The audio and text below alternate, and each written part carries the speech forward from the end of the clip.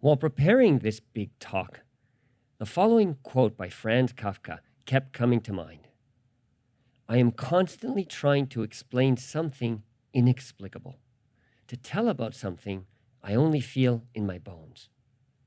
Embracing that sentiment, I invite you to fire up your imagination, engage all your senses, and join me on a journey.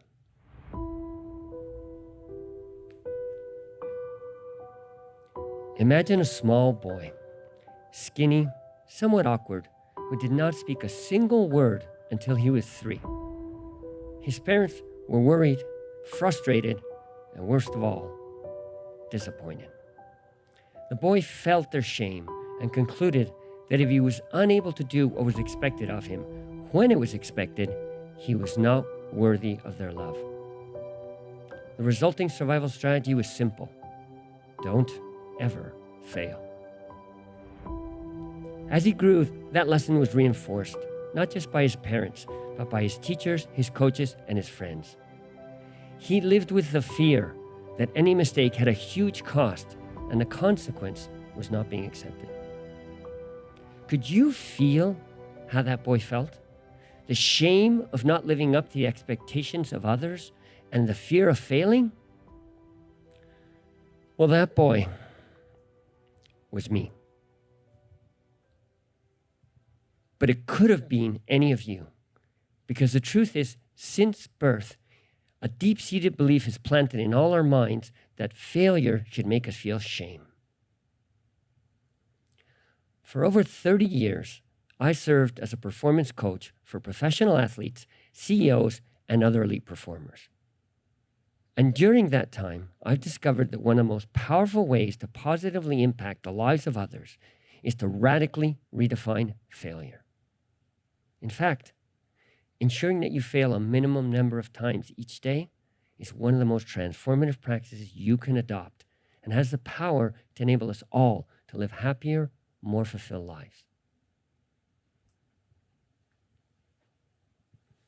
At some point during the 19th century, the meaning attributed to failure shifted from an occurrence, for example, Peter failed to finish the race, to a character trait. And that meaning has since grown deeper and stronger roots in our society. This socially engineered belief that failure somehow makes us damaged goods activates the survival instinct in our limbic brain. We respond by jumping on the hamster wheel and chasing achievement, looking for tangible proof that we are in fact worthy of being accepted because we win trophies, get that corner office, or accumulate material wealth. Wealth and prestige sound pretty good, right? Well, not really. That's where social programming has tricked us into believing what the band Styx called the grand illusion, leading us to confuse achievement with fulfillment. In other words, we're programmed to chase pleasure and believe we're attaining happiness. But pleasure and happiness are not the same thing, especially at a biochemical level. Let's break that down a bit. The drive to achieve is fueled by the neurotransmitter dopamine. Achievement is about reward and winning, and the pleasure you get is short-lived and visceral. Soon after you make that sale or win that championship, the feeling starts to fade, and you need another victory to reproduce the sensation. In fact, you need an even bigger hit because excess activation of dopamine receptors leads to decreased sensitivity.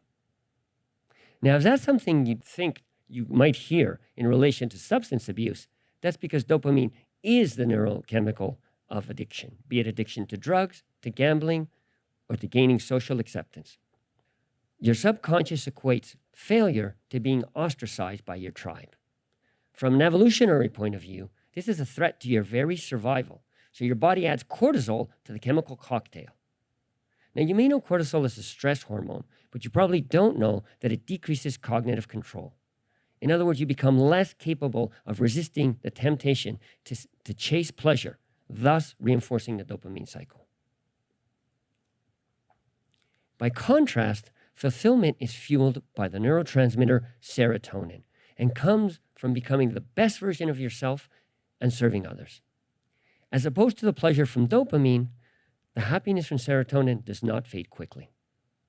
Most importantly, though, success is measured by internal growth, not external achievement, because your goal is to be more, not to do more.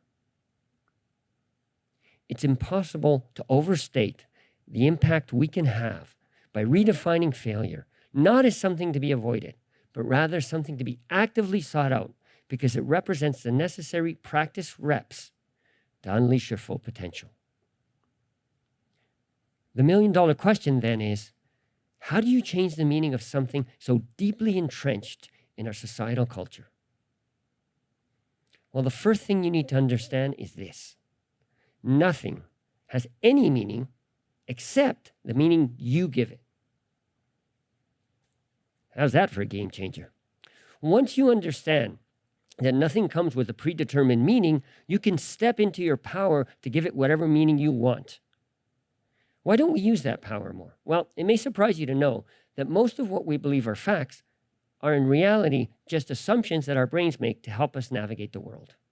It's a pretty useful survival system, except when your brain gets it wrong and jumps to conclusions that limit what you believe is possible. Elite performers understand this and use it to define failure in a way that empowers them. Research by Dr. Anders Ericsson proves that the most predictive variable of world-class skill development is the number of hours of focused, deliberate practice. Failure, then, takes on a different flavor when you understand that the vast majority of those reps during the first months, even years, are going to be far from perfect. In fact, if you're training at the necessary level to expand your skill, 20 or 40% should be fail reps. The fundamental paradigm shift here is the following. Failure, lots of failure, is absolutely necessary in order to master any skill, physical or cognitive. But now you know that those fail reps are pure gold because, to paraphrase Dr. Ericsson, they make possible what was not possible before. I invite you all to step up as leaders and redefine failure as reps in your homes, your work, and your communities. Let's strive for a world where no person of any age is trapped in a dark cell of shame just because they need more time and practice to be able to execute a given skill. Lead the charge to teach children that they must fail, just as they must eat their veggies in order to grow strong and resilient. Start up an honor roll of epic failures in your community, where people who passionately and diligently dare to fail are celebrated. How different will the world be when we normalize the mantra, I can't do it yet, but I will get there. I just need more practice reps.